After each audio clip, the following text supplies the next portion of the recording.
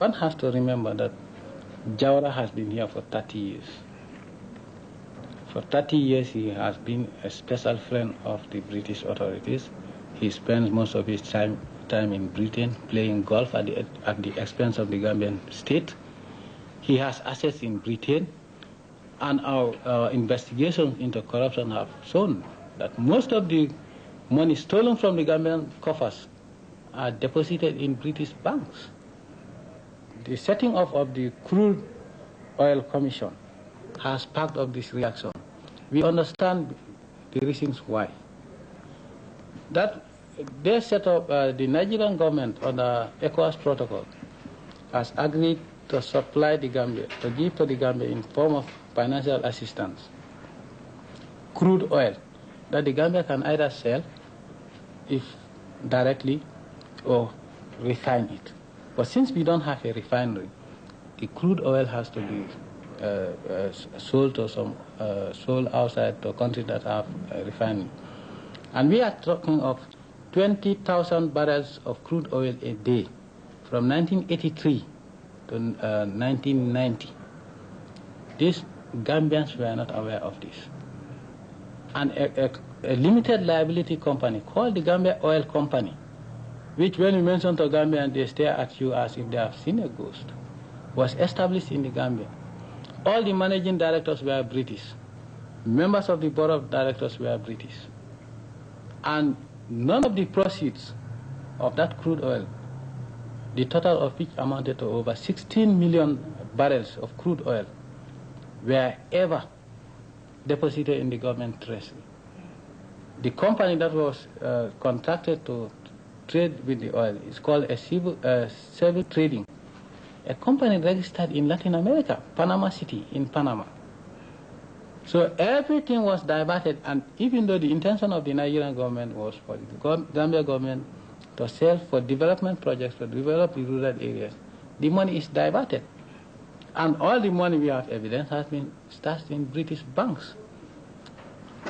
All the other commissions, when they were said, there was no reaction from the British. But the moment we set up the Crude Oil Commission to investigate into this, the biggest fraud we can call it so far in the world, of course the British are reacting in this way.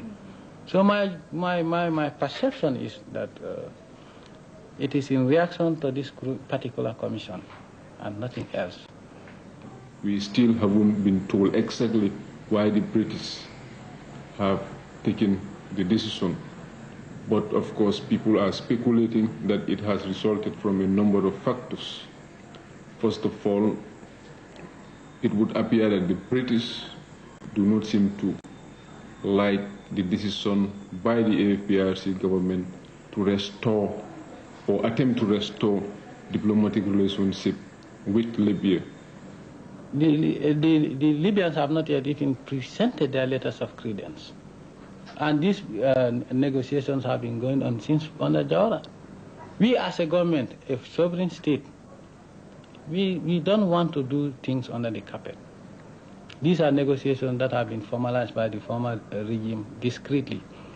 And also, perhaps the AFPRC has come up with a timetable which is not acceptable to the West. You know, the West has made it loud and clear that an acceptable timetable should not be beyond 2 years. And of course, we know that the AFPRC timetable is 4 years. So perhaps it could also stem from the fact that the timetable which the AFPRC has announced on October 24th is not acceptable to them. There are a lot of governments that are recognized that are not democratic at all, where nobody even dares talk about elections. And here, the timetable they say is long.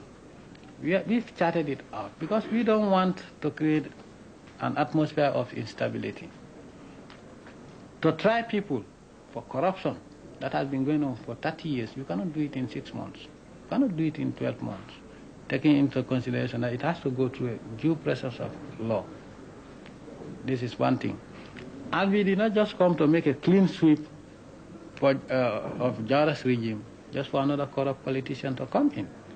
We want to make sure that by the time we leave, there are concrete structures that will let Gambians know their rights as Gambians, rights that cannot be denied by anybody who comes after us.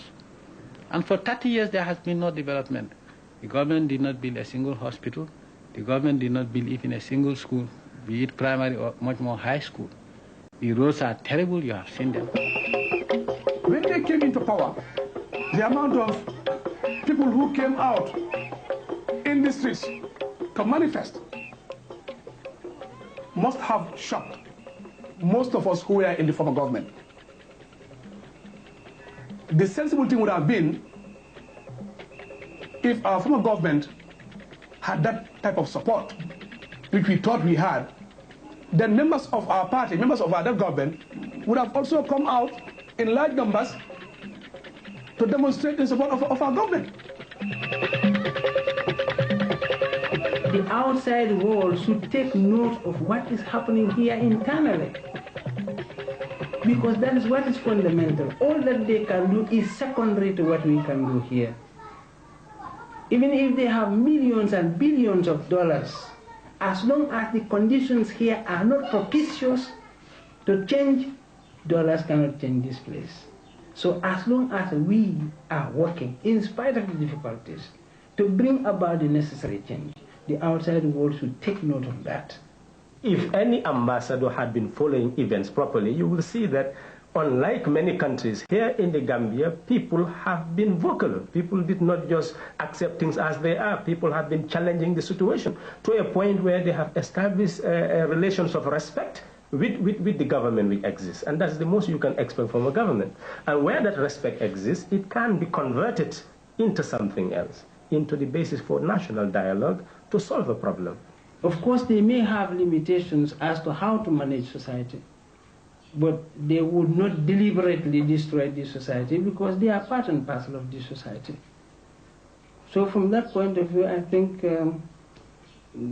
one can deal with them, one can communicate with them until such time that they see reason for transferring this setup to a more accepted setup, which is a democratically elected government.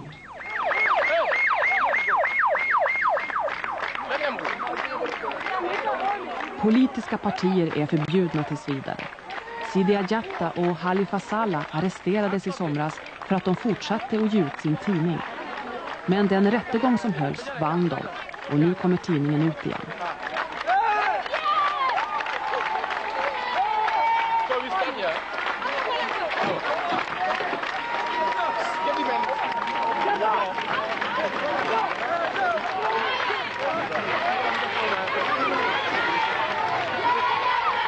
Halifa Saleh tycker att det är viktigare att få fram ett fungerande valsystem än att snabbt få